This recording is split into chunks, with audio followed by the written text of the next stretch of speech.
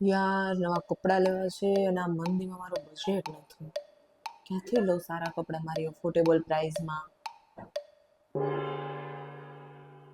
હા રે યાર, કાંઈ નહીં છો ને યાર, ટેન્શનમાં છું. કપડાં લેવા છે મારા બજેટમાં. તને ખ્યાલ છે ને ક્યાંથી લઉં સારા મળતા હોય ઇમ્પોર્ટેડ કલેક્શન વાળા?